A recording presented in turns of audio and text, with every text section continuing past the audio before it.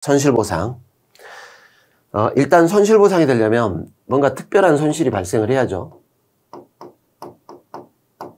공공필요에 의해서 전체 공동체가 이익을 얻었는데 재산권 침해당한 사람은 특별한 손실을 받았다.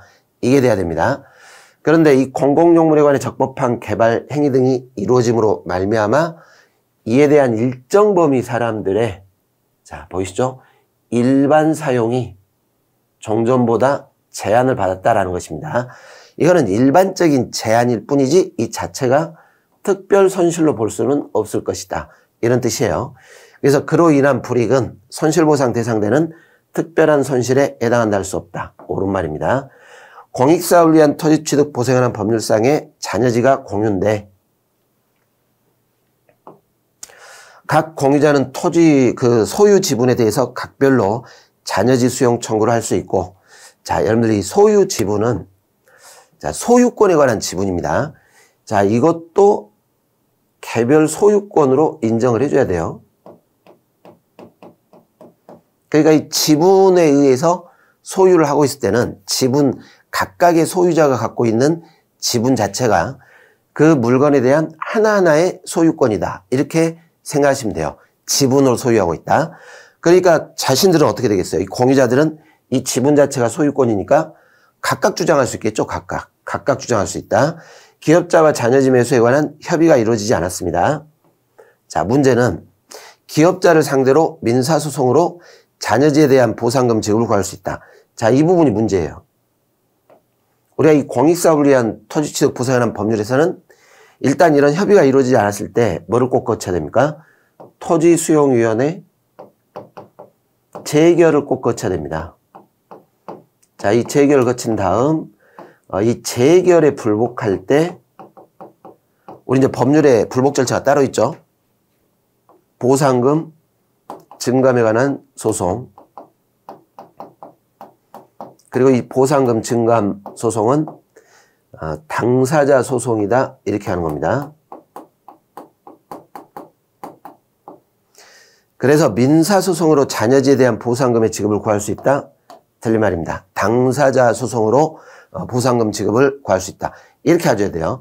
그리고 이 의외로 이제 자주 나오는 지문이죠.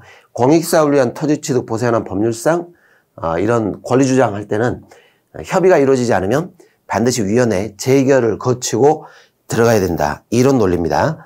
자, 3번 질문.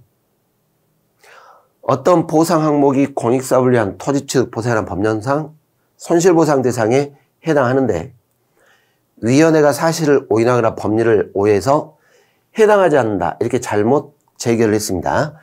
자, 여러분들이 위원회 재결에 대해서 우리가 소송 들어갈 때는 크게 두 가지를 했습니다.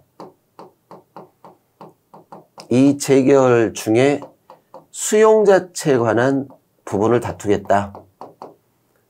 이럴 때는 수용 자체, 그러니까 수용 재결이죠. 수용 재결을 다툴 때는 항고소송으로 위원회를 피고로 해서 소송을 제기해 줘야 됩니다. 그런데 이제 이 수용 자체 재결 외의 재결들은 전부 다 보상금 증감 청구 소송이다. 이렇게 해요. 형식적 당사소송으로서 보상금 증감 청구소송.